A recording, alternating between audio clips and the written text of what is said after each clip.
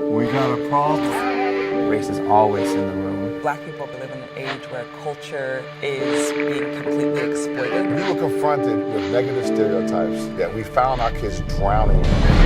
1/3 of black males born today will spend time in prison. 48% of all black children live without their fathers in their homes.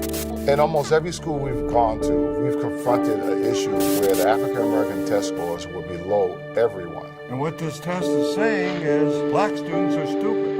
There was a tension in the room with African American and Latino students. You would never know what these kids are going through. Many of them are in what we call a survival mode. And that mindset ends up being a predetermined destiny. What if I told you it takes a village to raise a child? A miracle that's happening in California. It was the perfect storm, and I do mean storm. And I was just set at the right place at the right time to create what is now known as the Village Nation.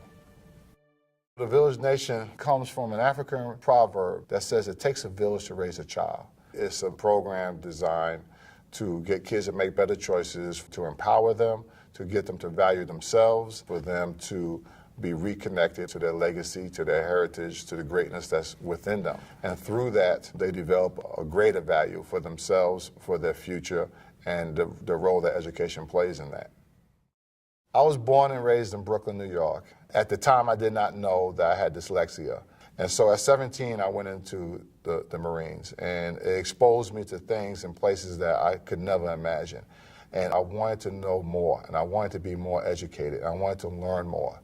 My experience at Cal State Northridge was amazing. It was when I really first encountered Pan-African studies and really began to understand a little more about myself and about my own culture, my own heritage, and my own history.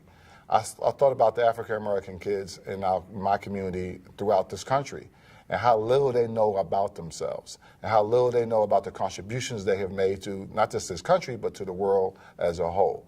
And I thought, what if we can somehow get them connected to their greatness, connected to their legacy, connected to their heritage, and how wonderful that would be for anybody to deal with negative stereotypes and the negativity that might be thrown at them if they actually know who they are. When speaking about the Village Nation, many people think that it's simply about the test scores and about how the kids are performing in the class. But for us to tap into who they were as people was the thing that we were trying to do the most.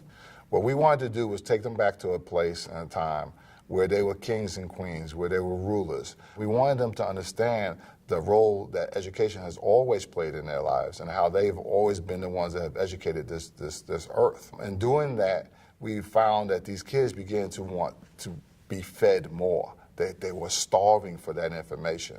Village Nation students are transforming themselves in high school, and they're doing it together, and they're feeling this sense of empowerment and transformation from within. And so the idea of backing this thing up and changing mindsets of the youngsters themselves and then changing the mindsets of the educators that educate them was crucial in this development of their self-worth and their value. Anytime I step into the room as a white educator, it's impacting the relationships in the room. I have students who like to just be in my room because I want it to be a home, a safe, open, caring place. And so with a team of 10 teachers, we transformed an entire school. One of the things that I like to start when talking with our students is asking them their permission to tell them the truth. So they usually say, you know what, mister, you got about 5 minutes. Let's hear what you have to say. And that gives us an opportunity to hit them right between the eyes with the truth. And the truth, we have to warn them, is not always nice. The truth sometimes will flip your stomach inside out. By holding up your hand, I want to know, do I have your permission to tell you the truth? And if your hand ain't up, that means you ain't ready for the truth. I'm cool with you, but I want to be cool with you outside. Understanding the truth many times takes you outside of your comfort zone. But the interesting thing about being outside your comfort zone is that that is where growth occurs. And so we begin to grow these kids' consciousness as to who they are in this world, how the world perceives them.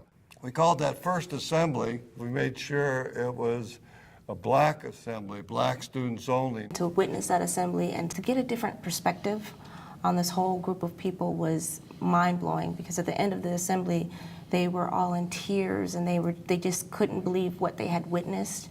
And I think that forever changed them, and I know it changed me. The first assembly, it was encouraging and haunting at the same time. They mentioned how the scores didn't accurately represent our intelligence as a whole, and I felt like that said a lot. I had got expelled and got put on probation. When I came to Cleveland, the Village Nation helped me click, oh, you got to get your life together, talking about college and how to graduate. And we need to come together. We need to stop having all this clashing.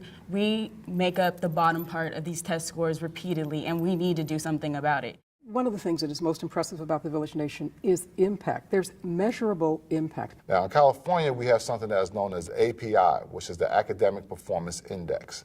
And if it moves up 6 points, that's considered significant. We responded with a 53-point increase. The Village Nation has figured out how to work smart. Part of that by unlocking the genius of the students themselves, and they become the ones who are really the engine behind the success of this work. The change cannot come from outside. It must come from internal, from your spirit. And reconnecting our kids to the spirit of their ancestors is the one thing that allowed that to occur. When you're attached to something that's greater than yourself, you can move mountains. The motto of the Village Nation was, "Am I my brother's keeper?" And the kids gravitated to that. You hear the term Village Nation, it's a family. The Village Nation runs a lot deeper than just test scores. It's a lot about community, a sense of belonging. Everybody wants to belong to something. The Village Nation gave me that sense of belonging. I think that's something is key about the Village Nation is it put it back into the student's hand in a way that was like, you are the next generation. The Village Nation has been a godsend, really, in the sense that it creates the space on campus to discuss issues that people tend to run away from. Because I came through the K-12 system, there was very little that I learned about being African American from the standpoint of history. And so that context being provided through the work that the Village Nation did for our students was something that informed me as a person. I was now moving from a place of loving myself and not hating being black or hating the experience that came with that personally. And so one of the most amazing things that happened was that we were able to start a series of courageous conversations amongst faculty about race. It's important in this program to hold the mirror up to yourself as an educator. When I hold that mirror up to my school, I see that there's a lot of attitudes that can be changed. I saw my own attitude changed. Luckily, I went through the Summer Institute, and that helped me. I had a moment of awakening. It allowed me to see without being defensive. The transformation was really internal for me. The whole Village Nation experience, it just teaches you a lot about life, period. It's inspiring African American students specifically to try to achieve bigger, become lawyers, become doctors, become whatever they want, but to be successful in what they do. I saw a change happen. The Village Nation helped my children make a change, a positive change. And people, as they see what we do, and they see the numbers, and they see the data, they see the statistics, they are truly impressed with what we have been doing. This is just not a feel-good program. This type of program is something that works wherever there's real intention, where people are authentic with their concern. And my 30 years of teaching has taught me that kids don't care what you know till they know that you care. The vision came to not just have this at one school, but to have it in schools across the nation. And if you look at this country historically, it has always been the youth that has made this country as great as it has been. My vision for my culture is a return to greatness, a return to doing the things that we have always done, to be the great leaders and inventors, to be the great scientists and doctors and lawyers, to be the change agents that this world so desperately needs. The age of so many young black men in particular who've been gunned down by vigilante violence or police terror, I think the Village Nation is a glimmer of hope. Because at its core, the Village Nation is all about humanity. One of the things that we try to let our children know, who they really are, is a summation of their ancestors' prayers. And they prayed not for themselves, they prayed for their unborn child. That God one day let my child be born in a place where they could pursue their happiness and fulfill their destiny.